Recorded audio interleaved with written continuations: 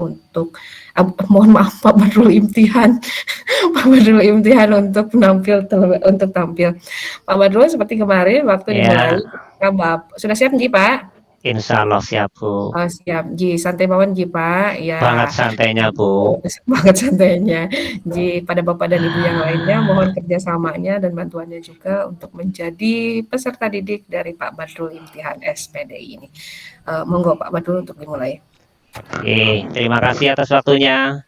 Assalamualaikum warahmatullahi wabarakatuh. Waalaikumsalam warahmatullahi wabarakatuh. Alhamdulillahirabbil alamin wa bihi nasta'inu ala umuri dunya waddin wa ala alihi wa sahbihi ajmain amma ba'du. Alhamdulillah pada siang hari yang syahdu ini kita diberi kesempatan bertemu kembali dalam keadaan sehat. Kita berdoa semoga senantiasa dalam lindungan Allah Subhanahu wa taala. Allahumma amin. Amin. Amin. Selamat siang semuanya. Bagaimana kabar anak-anak? Alhamdulillah. Alhamdulillah. Sudah makan siang apa belum? Tadi sarapan, Pak. Sarapan sudah ya. Ini berangkat ke sekolah tadi bawa uang saku apa tidak? Yang enggak bawa ngacung. Mau dikasih sangu? Mau? Ya. Kalau mau nanti tinggal bilang saja ya. Nanti biar saya WA-in orang tuanya suruh nganterin ke sini uang sakunya ya. Oke. Tuh malah jadi kelalen ke buat ngomong apa ke? Nah, hilang kabeh ke?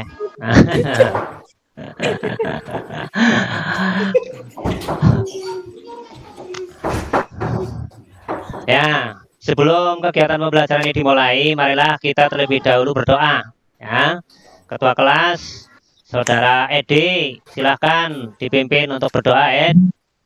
Siap, Pak. Siap, gerak, berdoa mulai. Bismillahirrahmanirrahim.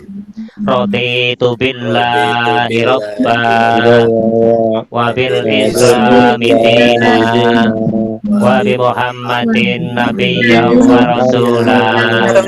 Rabbi zidni ilma warzuqni fahma. Amin. Selesai. Ya, Bapak guru beri salam. Selamat siang, Pak. Selamat siang. Waalaikumsalam warahmatullahi wabarakatuh. Selamat siang semuanya. Ada yang tidak hadir hari ini? Ya, absen dulu. Pak Iman. Pak Iman si wong endi? Ya, Edi, berangkat Edi. Hadir. Mas Didik nih. Belum kelihatan. Hadir? Iya, Pak. Hadir, Pak. Alhamdulillah hadir ya. Hadir. Mbak EKA berarti Eka Rini nih. Hadir. Pak, hadir. Mbak EKB, Eka Reni. Hadir, Pak. Ya, Mbak Desi Desi Mulyani. Hadir, Pak. Ya, Mbak Desi B, Desi Setia Utami. Hadirah, Pak. Hadir. Mbak Emi A. Emi satu tok ya. Mbak Emi ada. Mbak Endah. Mbak Eti ini. Mbak Eti yang pejuang yang sangat rajin ini berangkat. Mas Eko hadir. Hadir, Pak. Mas Eko oke ya? Hadir. Oke ya. Sudah berangkat semua berarti ini sudah kumpul. Ada yang belum saya sebutkan? Oh, sudah semua. Ya, pada pembelajaran kali ini Pak Guru akan menyampaikan materi mengenai meyakini kitab-kitab Allah, mencintai Al-Quran. Ya. Kemudian, oke, ini nggak bisa diputar ini. Mas, ini nggak bisa diputar. Ini mau ke screen yang kedua kok nggak jadi, ini gimana ini Bu? Itu ya Oh, gambar gelas di bawah itu, Pak. Sing gambar gelas Pak Badrul. Bawah kanan, sing kados gelas niku, bawah diklik. kanan yang gambar gelas mana? Bawah. Bapak masuk terlebih dahulu ke PowerPoint-nya, karena kalau misalnya Google Meet dan Bapak berada di laman Google Meet, itu kan share screen-nya tidak Aku udah bisa klik ke sini nggak jadi nih. Oke, monggo masuk Ini nggak jadi terlebih nih. dahulu ke window atau ke laman Oh, ke dari sini dulu ya. ya, PowerPoint masuk dulu, dulu ke Pak. PowerPoint-nya, Pak. Nggak jadi, Oke. Bu. Mana nih gambar gelas mana? Repetannya dibuka clean, Pak. F5, Pak. F5. F5, F5. Oke. Dah malah keluar rapat. Aduh, duh, duh, duh. Punya keluar. Oh, ini kembali lagi. Iya nih, gimana Pak nih? Badrul. Oke, dicoba dulu lagi. Monggo. Semangat Pak Badrul. Oke, semangatnya luar biasa, Ki. Maklum ini Bu, Pak Badrul sekolahnya di paling ujung, Panusupan. Nggak jadi sih. Tetap ora jadi kayak munculin. Oke. Share screen. Nah, Ini kan harusnya kan turun ke bawah kan jadi. Ini kan nggak jadi. Ini gimana? Tetap nggak Nggak jadi jadi. nih, Bu. Iya. apakah Bapak sudah masuk di aplikasi PowerPoint-nya? Sudah ini, Bu. Sudah di Yang aktifnya? yang aktifnya ini. Gimana? Berarti not responding nopo, Pak? Nah, ini diklik-klik tetap nggak jadi aja ini. Oh, Nah, not responding, Pak. ini. Mungkin boleh coba kirim ke saya, Pak. Saya bantu untuk share screen dari sini. Iya. Aduh, ngirimnya gimana lagi nih, Bu? Bapak pen WA. Oh iya, sebentar. Karena WA-nya kan belum saya ini. Mending WA-nya dikirim belum saja, saya Bu, hidupkan. dosen, Pak. Iya, Oke, tadi WA-nya dimatikan ya, Pak. Iya, ini WA-nya saya matikan biar nggak ganggu ini. Ulangi lagi nanti ya, Bu, dari depan ya. Iya, Nah, ini. nggak apa-apa lah untuk Bapak KU, Pak. Ini Pak Karno teng Ini. mriki. Fakta. Sebentar, ini. Sebentar.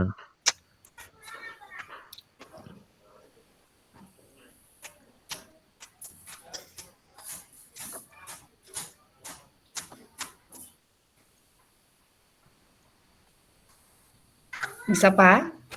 Sudah saya kirim, Bu. Oke, kirim kemana, Pak? Itu Belum lagi nyampe. ke WA Group. Oh, siap. Oke, siap, terima siap. kasih. Ini saya close lagi ya WA-nya ya, biar nggak kelontang-kelonting. Pak. Oke. Mungkin lagi lampu merah, Bu. Jadi perlu itu. Ji, bentar.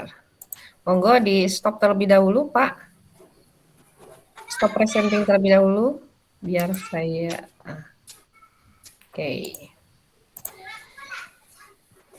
Sebentar. Monggo Pak dimulai. Mau kembali lagi? Enggak, langsung ya, lanjutkan lagi tadi ya. Ji. Ya, Ngapain tadi ya? pada kegiatan kali ini kita akan belajar bersama mengenai materi meyakini kitab-kitab Allah, mencintai Al-Quran. Ya, sebelum kita memasuki materi, akan saya bacakan dulu tujuan pembelajaran kita pada kesempatan kali ini. Belum muncul, Bu? Belum muncul PowerPoint-nya. Ji, ini masih enable editing sebentar. Sepertinya tadi Bapak tidak mau karena harus enable editing. Sebentar. Oke.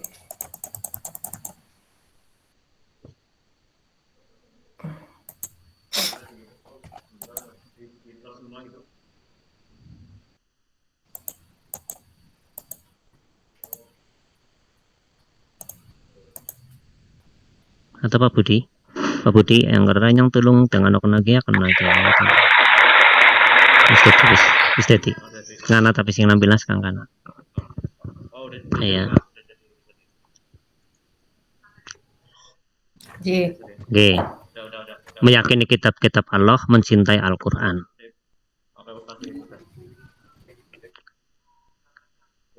Tujuan pembelajaran yang ingin saya sampaikan adalah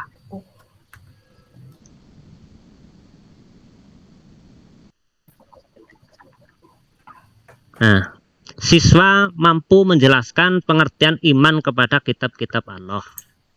Kemudian yang kedua, siswa mampu menyebutkan nama-nama kitab yang diturunkan Allah. Ketiga, siswa mampu menyebutkan nabi atau rasul penerima kitab-kitab Allah. Dan keempat, siswa mampu menjelaskan isi dari kitab-kitab Allah. Nah, para siswa sekalian, kalian sekarang itu bikin kelompok dulu ya. Satu kelompok 5 saja. Ya, 30 anak itu kalau dibikin satu kelompoknya 5 jadi 6 tuh. Ya, silahkan diatur kursinya. Ya, berhadapan-hadapan saja. Berhadapan-hadapan. Oke. Nah, kalau sudah, silahkan kalian buku paketnya itu jangan hanya disimpan di tas itu, diambil, dibuka itu. Buka, ya. Pak, siap. Ya, tuh buka tuh halaman 4 sampai 12 itu. Ya. Nah, kalau sudah dibuka, silahkan kalian diskusikan dengan teman-teman kalian mengenai ada pertama itu fungsi dari kitab-kitab Allah, kemudian yang kedua nama-nama kitab yang diturunkan oleh Allah, yang ketiga nama-nama nabi atau rasul penerima kitab Allah, dan yang keempat isi dari kitab-kitab Allah. Silahkan kalian diskusikan itu. Kemudian oke, sudah ya. Nah, nih Pak Guru mau tanya sama kalian. Mas Eko hadir? Ya. Mas Eko di rumah punya televisi, Mas? Punya, Pak. Televisi punya. Kulkas punya nggak? Kulkas punya. Punya. HP punya? HP punya Ibu, Pak. Ya. Laptop punya laptop ya? Mas Eko Punya ya? Bapak. Ya. Itu kalau Mas Eko punya barang-barang itu pasti ada buku panduannya.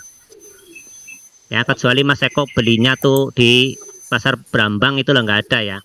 Tapi kalau Pak Eko itu belinya resmi itu, mama kulkas ya di toko elektronik, televisinya di toko elektronik, HP-nya di toko elektronik, itu pasti ada buku pedomannya, ada buku petunjuknya. Nah, ini Mas Edi.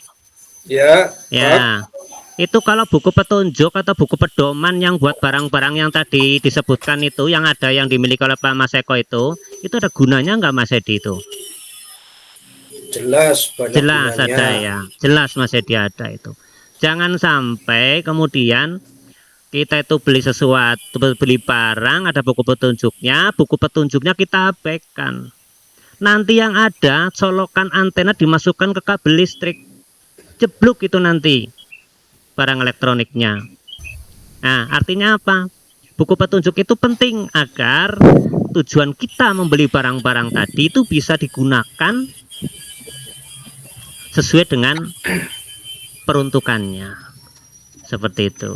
Nah, hubungannya apa Pak? Kok barang-barang kayak gitu kemudian ada buku petunjuk dengan apa yang mau saya sampaikan? Lah ini sama. Manusia juga butuh buku petunjuk itu, ya. Manusia butuh buku petunjuk. Nah, di sini saya akan jelaskan dulu. Pertama, ini ada peta konsepnya ya. Jadi materi meyakini kitab-kitab Allah mencintai Al-Quran itu nanti ada 4 kitab yang mau disampaikan, yaitu ada Taurat, Zabur, Injil, dan Al-Quran. 3 kitab, Taurat, Zabur, dan Injil itu cukup kita ketahui sejarahnya dan diyakini keberadaannya. Kemudian sikap mulia yang bisa kita ambil itu kita menjadi toleran dan menghargai pemeluk agama lain karena mereka punya buku petunjuk sendiri, ya kan begitu kan? Kulkas ya petunjuknya sendiri, itu televisi petunjuknya sendiri, HP petunjuknya sendiri, beda.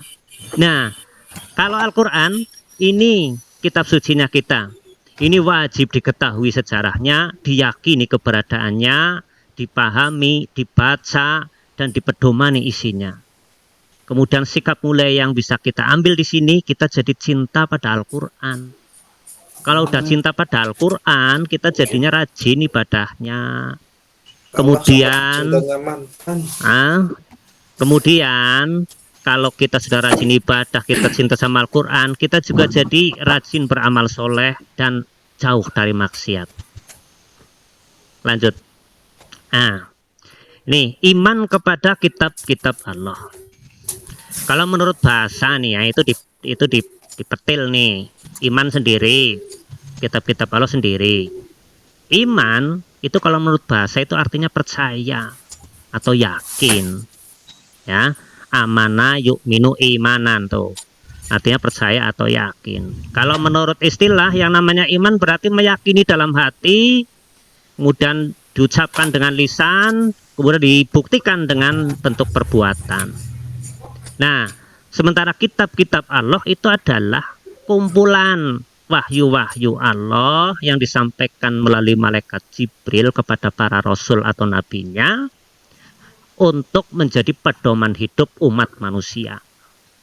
Jadi, iman kepada kitab-kitab Allah mengandung makna percaya atau yakin dengan sepenuh hati bahwa Allah telah menurunkan kitab-kitabnya kepada para rasulnya. Nah, kita lanjutkan. Tadi saya memberi contoh yang sederhana itu dengan adanya buku petunjuk pada barang-barang elektronik. Nah, ini juga kitab juga buku petunjuk ini. Untuk siapa? Untuk manusia. Apa fungsinya? Satu, sebagai pedoman hidup manusia agar meraih kebahagiaan di dunia dan akhirat. Ya, kalian punya motor, mau pergi, nggak punya arah dan tujuan, kira-kira nanti sampainya di mana? Mas Edi, kira-kira kalau Mas Edi keluar pakai motor tuh, jalan aja gitu, tanpa arah dan tujuan, kira-kira nanti nyampainya di mana? Di mana? Yang ada jadi sia-sia, Mas Edi. Nyasar kita. Bensinnya entek ya, tujuan bumaring dira genah ya. Kemudian kesasar malah bisa-bisa mlebu jurang, Jadi harus punya itu pedomannya itu. Ya. Apalagi kita hidup sebagai manusia punya tujuan, yaitu mencapai kebahagiaan dunia dan akhirat. Maka dari itu, dengan adanya kitab-kitab Allah ini, kita bisa mencapai tujuan tersebut. Yang kedua, dapat membedakan mana yang hak dan mana yang batil. Bagaimana kita bisa hidup damai kalau kita tidak bisa membedakan mana yang benar, mana yang buruk gitu, mana yang hak, mana yang batil. Maka dari kitab-kitab inilah kita bisa membedakan mana yang hak dan mana yang batil. Kemudian yang ketiga, manusia itu diberi akal, sehingga dengan akal ini kita bisa mengkaji apa yang ada di kitab-kitab itu. Dengan mengkajinya kita jadi bisa memiliki ilmu untuk keluar dari masalah yang kita hadapi maupun kesulitan hidup yang kita hadapi. Itu yang ketiga. Kemudian yang keempat, kita jadi mengetahui keberadaan, keesaan dan keagungan Allah. Allah itu ada wujud, kemudian esa, wahdaniyah, dan agung, al-azim. Ya, itu tadi saya memberikan contoh yang sederhana dengan alat-alat elektronik yang ada buku pedomannya dengan ini kitab-kitab Allah itu. Nah, ini para siswa, saya mau tanya nih, iman kepada kitab-kitab Allah itu sih rukun iman yang keberapa ya? Gimana, Pak? Iman kepada kitab-kitab Allah itu rukun iman yang keberapa? Berapa ya, Pak, kalau nggak salah ya? Ya, pertama. Dua apa tiga? Loh, rukun iman ada berapa sih? Coba Pak Guru tanya, rukun iman ada 6. Iman yang pertama, iman kepada siapa? Allah. Kepada Allah. Yang kedua, iman kepada siapa? Kepada malaikat. Malaikat Allah. Yang ketiga, iman kepada siapa? Iman Kitab. kepada Iman kepada kitab-kitab Allah. Kitab-kitab Allah. Yang keempat, iman kepada Rasul Allah. Yang kelima, iman kepada hari kiamat atau hari akhir. Yang keenam, iman kepada qada dan qadar. Bagus. Berarti nomor 3 ya, Pak? 3 dong. Saya nomor 4. Nah, para siswa, coba kitab-kitab Allah itu jumlahnya ada berapa? Tadi kan udah pada diskusi tuh. Coba kelompoknya ID itu ada berapa kitab Allah? Ada 4, Pak. Ada 4, benar. Ada 4. Coba kelompoknya Mas Eko, itu 4 kitab itu apa saja itu? Kitab apa saja? Kitab Taurat, Ya, betul. kitab Zabur, Oke. kitab Injil, Ya, dan Al-Quran. betul. Oke. Itu ada 4 kitab. Taurat, Zabur, Injil, dan Al-Quran. Yang pertama ada kitab namanya Taurat. Taurat, Bu Dewi. Iya. Kitab Taurat ini itu diturunkan pada abad 12 sebelum Masehi. Ya. Itu jauh hari 12 abad ke-12 sebelum Masehi. Kitab Taurat ini itu khusus diturunkan kepada Nabi Musa untuk kaumnya yang namanya Bani Israel. Ya pada saat itu apa? Hanya ada satu kaum saja, Pak? Tidak. Ya banyak. Ya mungkin ya saya nggak hidup pada zaman itu, ya setidaknya dulu ya mungkin Asia sudah ada, Eropa sudah ada. Ya. Tapi ini kitab Taurat itu diperuntukkan untuk kaumnya Nabi Musa, yaitu Bani Israel. Dan keberadaan kitab Taurat itu dijelaskan dalam Al-Quran, diakui oleh Al-Quran.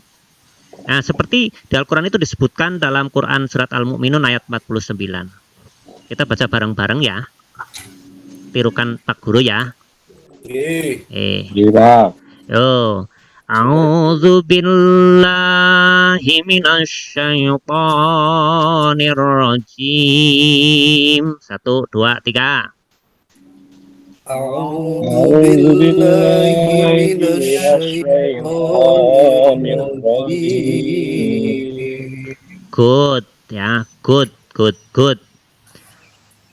Harus beda. Kalian itu sudah SMP, kalau membaca Al-Quran itu yang sering, yang rajin, kemudian apa namanya itu tajwidnya dibenerin, bagusin, nadanya ya dibagusin gitu.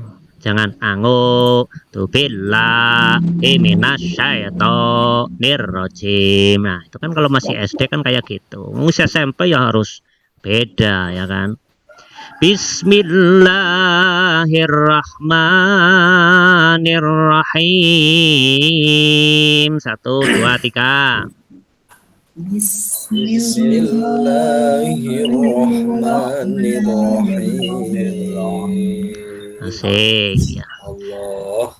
Walaqad ataina Musal kitab la'allahum yahtadun. 1, 2, 3. Walaqad ataina Musal kitab la'allahum yahtadun.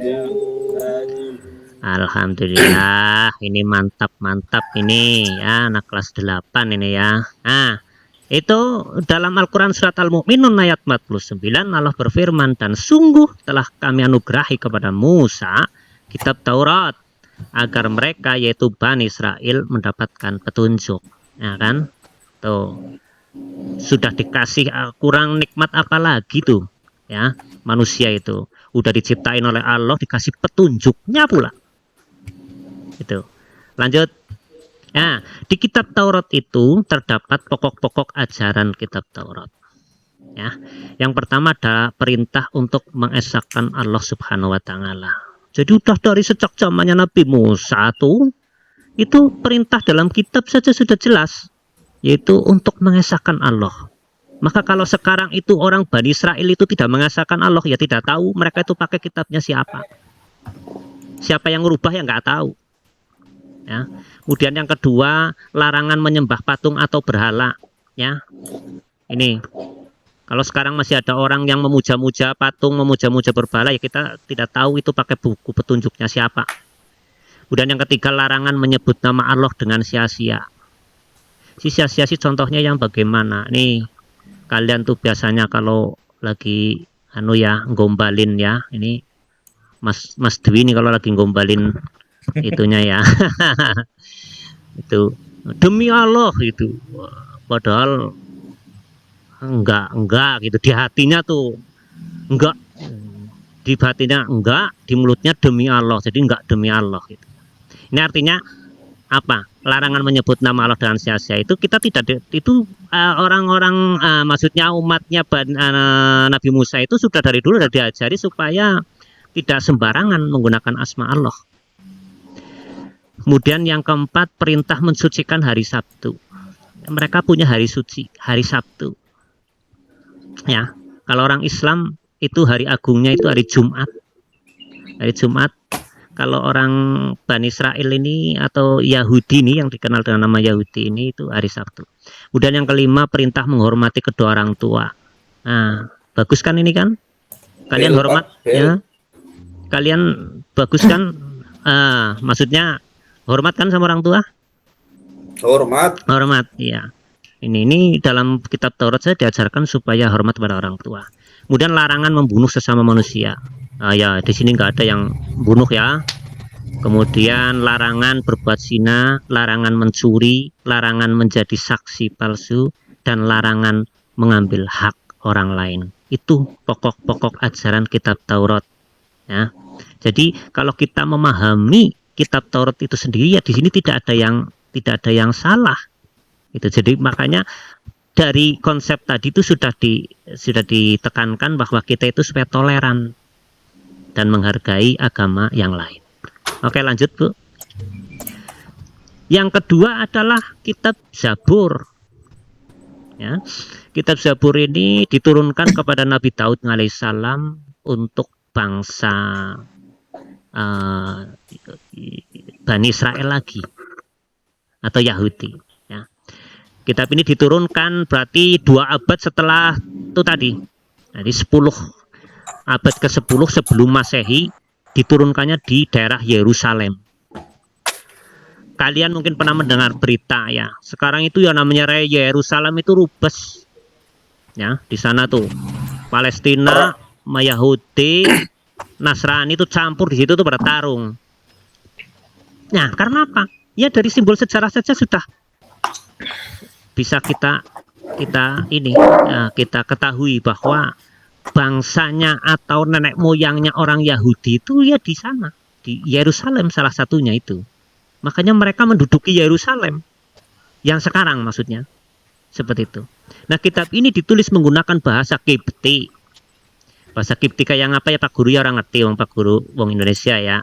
Yang jelas kalian jadi tahu bahwa bahasa yang dibawa atau yang ditulis dalam kitab Zabur itu bahasa Kipti. Nah, keberadaan kitab Zabur itu juga dalam Al-Quran juga diakui ya, dan diceritakan. Nah, seperti dalam Quran surat Al-Isra ayat 55. Bismillahirrahmanirrahim. Wa rabbuka a'lamu biman fis samawati wal ard. Wa laqad faddalna ba'dhan nabiyyina 'ala ba'din wa ataina Dauda zabura. Artinya, dan Tuhanmu lebih mengetahui siapa yang di langit dan di bumi. Dan sungguh kami telah memberikan kelebihan kepada sebagian nabi-nabi atas sebagian nabi yang lain. Dan kami berikan Zabur kepada Daud. Lanjut Bu. Yang ketiga adalah ini isi pokok kitab Zabur. Ini ada 6. Yang pertama adalah pujian dan penghormatan kepada kemuliaan Allah Subhanahu wa Ta'ala beserta sifat-sifatnya. Yang kedua adalah nasihat-nasihat kebaikan. Yang ketiga adalah kisah para nabi dan rasul yang akan datang. Yang keempat, kisah tentang umat atau kaum terdahulu. Jadi di kitab Zabur sendiri itu sebenarnya sudah dituliskan juga bahwa nanti setelah Nabi Daud itu ada nabi-nabi yang lain atau rasul lain yang akan datang itu, yaitu Sulaiman, Ilyas, Ilyasa, Yunus, Zakaria, Yahya, Isa, Muhammad, itu ya, sampai Nabi Muhammad itu sudah dikisahkan. Dan juga di Zabur itu juga ada kisah nabi-nabi sebelumnya, mungkin ya Musa, Adam, Idris dan sebagainya. Kemudian yang kelima, ungkapan hidup Nabi Daud alaihissalam. Nabi Daud ini nabi yang luar biasa, top ini. Ini kalau di zaman sekarang tuh namanya Superman ini. Kenapa saya bilang Superman?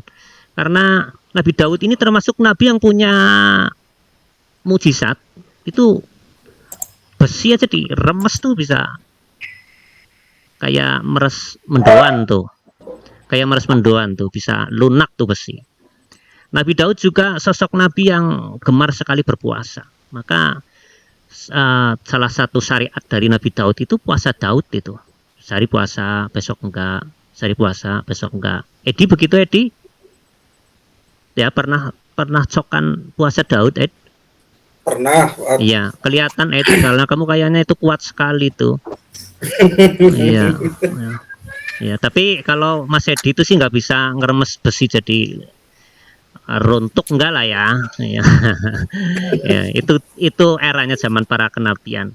Kemudian Nabi Daud itu juga nabi yang diberi keistimewaan suaranya itu merdu. Kayak suaranya Mbak Eka Reni kemarin itu loh. Ya kan. Mbak Eka Reni mengatakan Pak Guru ya. Makna Bu Dewi Aryani juga luar biasa suaranya. Saya kalau dengar Bu Dewi Aryani ini menjelaskan itu tidak ada yang terlewatkan Bu Dewi, beneran nih. Pokoknya masuk semua tuh, nalar semua itu. Nah ini Nabi Daud itu belum Bu, itu belum selesai. Nabi Daud itu punya suara yang emas. Bahkan kalau Nabi Daud itu lagi baca kitab Zabur, itu burung lagi terbang itu anjlok, semaput loh, pingsan banget, tersepona begitu mendengar keindahan suara Nabi Aryani. Nabi Daud maksudnya. Maaf tuh ya. Itu gunung-gunung dengar Nabi Daud itu membaca kitab Zabur temungkul. Gunung temungkul. Nah, apa maning ya Mbak Kareni temungkul lah ya. Kemudian yang keenam itu permohonan ampun dari Nabi Daud atas dosa-dosanya. Lanjut tuh. Nah, yang ketiga ini ada kitab Injil ini. Ya, kitab Injil itu kitab yang ketiga ini diturunkan kepada Nabi Isa alaihissalam pada abad pertama Masehi. Kitab ini diwahyukan di Yerusalem lagi tuh. Yerusalem. Makanya ini kitab Injil ini diturunkan kepada kaumnya Nabi Isa, yaitu kaum Nasrani. Makanya ada 3 golongan itu di Yerusalem yang rame terus itu, nggak tahu itu mau sampai kiamat mungkin tuh nggak ada akurnya itu, ya karena mereka merasa bahwa nenek moyang mereka itu ya di situ di Yerusalem. Nah itu keberadaan kitab Injil juga dalam Al-Quran juga itu diyakini dan diceritakan ya, seperti firman Allah dalam surat Maryam ayat 30 tuh. Bismillahirrahmanirrahim. Qala inni abdullah ataniyal kitab wa ja'alani nabiyya. Artinya dia Isa alaihissalam berkata, sesungguhnya aku tuh hamba Allah. Dia memberiku kitab Injil dan dia menjadikan aku seorang nabi. Ini pengakuan yang luar biasa dari Nabi Isa. Maka kalau sekarang itu ada satu agama yang akhirnya mengkultuskan Nabi Isa malah sebagai sosok Tuhan ya, Tuhan ini termasuk bagian dari Tuhan, ada bapak, ada ibu, ada anak, ya monggo. Di Al-Quran sudah jelas bahwa Isa sendiri itu mengaku bahwa dia itu hanya hamba Allah. Ya, kemudian dia itu menerima kitab Injil dari Allah dan dia itu dijadikan nabi atau hanya utusan oleh Allah, hanya utusan. Lanjut Bu Dewi.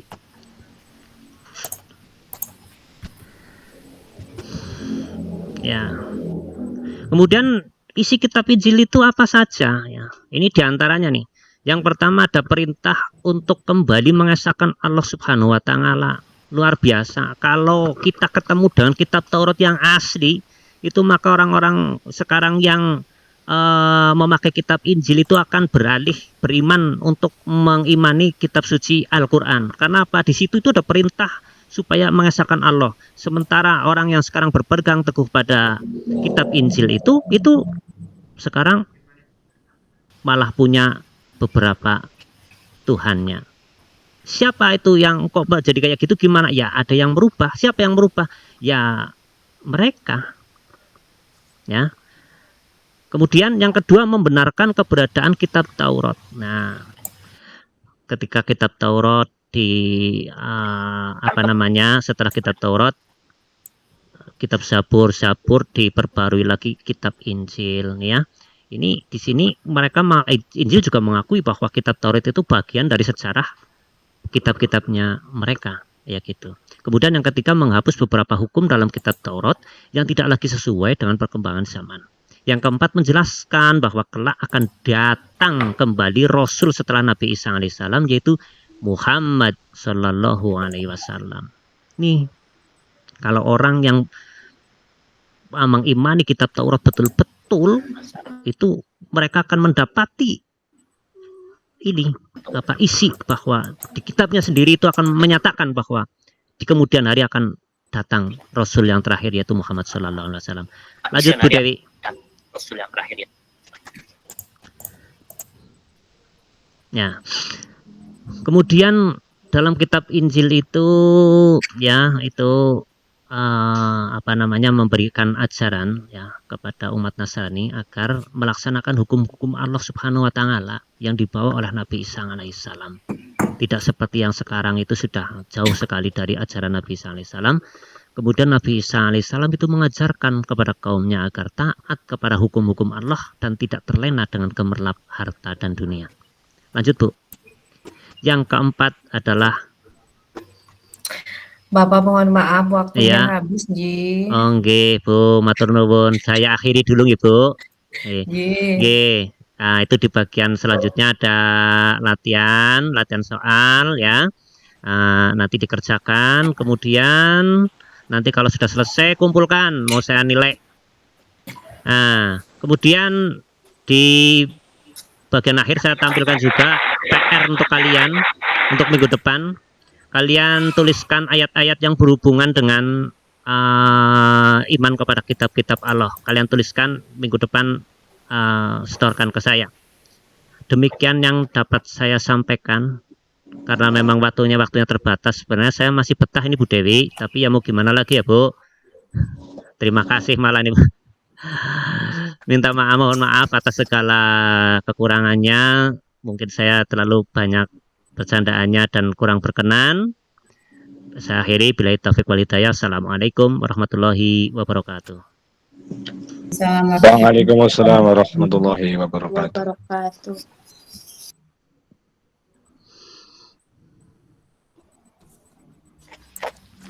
Sebentar.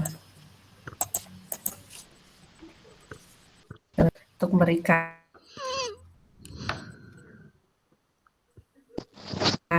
sudah disampaikan oleh Pak Badrul Imtihan. Ya, terima kasih dosen Bu Dewi dan Pak Badrul Imtihan. Secara umum saya sudah melihat Bapak Badrul ini mengajar sudah sangat santai, sangat rileks, ya, karena sudah terbiasa dan beliau juga sangat mumpuni di dalam mengajar.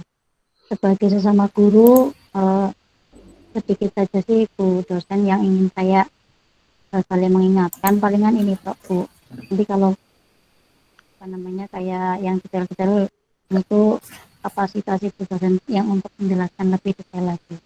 Hanya yang pertama itu paling di ini tadi saya lihat RPP-nya untuk di sumber belajar nopo nggih Pak. Di sumber belajar itu mungkin akan lebih baiknya lagi kalau menurut yang saya tahu itu detail ada halamannya, misalnya memakai buku apa, ya benar dari mana dan dicantumkan halamannya, di halaman berapa materi ini ada, dan sama.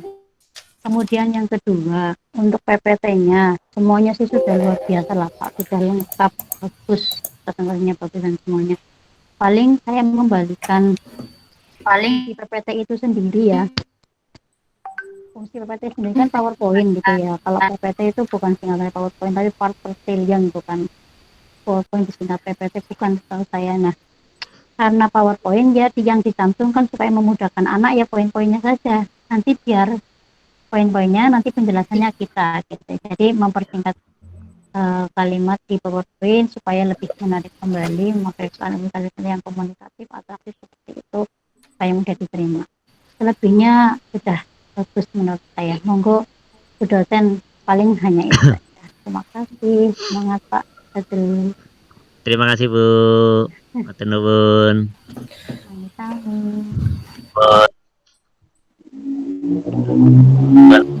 Terima kasih. Suaranya apa ya? Sinyal apa suaraku ya? Suara saya terdengar. Iya, belum kedengaran suaranya Bu Dewi. Dan putus-putus Ya, pun sebentar, itu. sebentar. Nggih. Sebentar.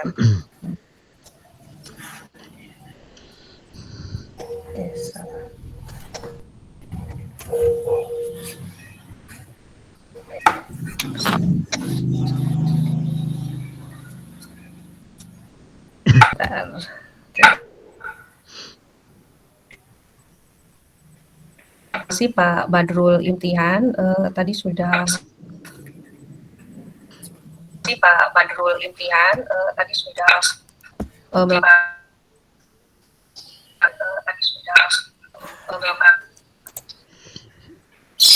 Suaranya belum, masih tersendat-sendat Bu Dewi.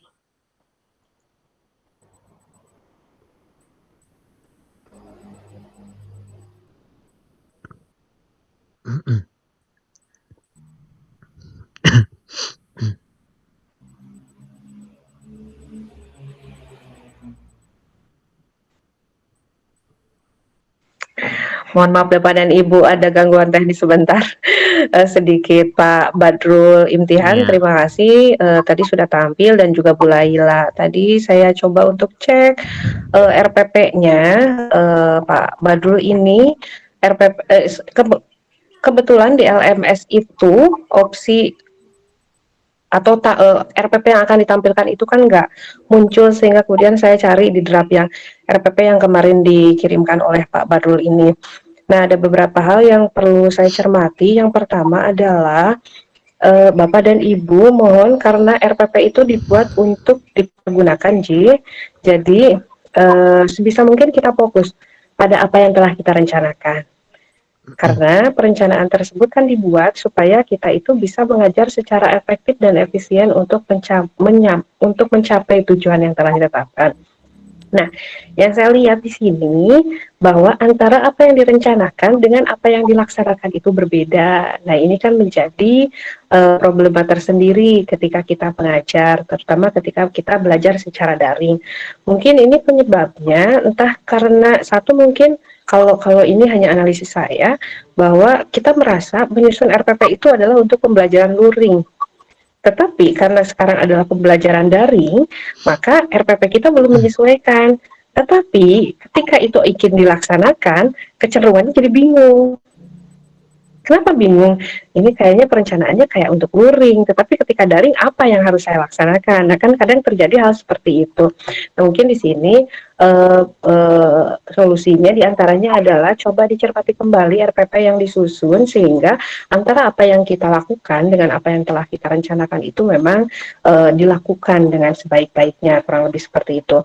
Nah, Pak Badrul juga di sini, Pak, kita memahami bahwa pembelajaran pada saat sekarang ini kan sudah berciri khaskan pada pendidikan penguatan karakter dengan bercirikan pada pembelajaran abad 21. Jangan dilupakan juga terkait dengan pembiasaan misalnya terkait dengan penguatan literasi, terkait dengan bagaimana siswa itu menjadi lebih aktif lagi, dan kemudian hal-hal lain yang udah ada kan peraturannya seperti itu. Nah ini ternyata dalam RPP maupun dalam pelaksanaannya itu belum terlihat. Mungkin Bapak dan Ibu bisa kembali kita sama-sama untuk membaca aturan-peraturan yang memang telah ditetapkan pemerintah terkait dengan pembelajaran yang dikehendaki atau apa sih pendidikan seperti apa sih yang diharapkan dilakukan oleh kita untuk mencapai tujuan-tujuan yang telah ditetapkan, terutama adalah untuk mencapai tujuan pendidikan nasional misalnya kayak gitu. Nah, jadi mungkin itu hanya beberapa catatan saja, selain karena sepertinya Pak Badrul tadi itu nyaman ketika menjelaskan. Saya percaya penguasaan terkait dengan materi itu sudah luar biasa. Akan tetapi karena kita di sini sebagai seorang pendidik, di mana pendidik juga kan mempunyai tugas-tugas yang lain, maka mungkin ada beberapa hal yang perlu kita tingkatkan sehingga kita bisa diharapkan bisa menjadi sebagaimana di kompetensi dari guru itu sendiri kan, tidak hanya terkait dengan profesional, tapi juga terkait dengan pedagogik yang mana memang itu harus saling melengkapi antara satu dengan yang lainnya sehingga kita dianggap sebagai pendidik yang profesional. Mungkin kurang lebih seperti itu. Untuk selebihnya sepertinya hampir sama lah dengan yang kemarin-kemarin. Mohon diingat pada yang selanjutnya manajemen waktunya diperhatikan dan juga terkait dengan pengelolaan kelasnya juga lebih diperhatikan lagi. Tepuk tangan untuk Pak Badrul. Ya, berikan closing statement. Terus selanjutnya yaitu adalah yang akan tampil Ibu Desi. Ibu Desi Mulyani. Monggo Saya Bu Desi. izin Bu, mau makan dulu Bu. Ini sudah bawa lauk ini dari rumah ini Bu. Ya, mau monggo, makan monggo, dulu. monggo. Dan lapar Silakan. sekali. Terima kasih Bu. Silakan. Silakan Pak.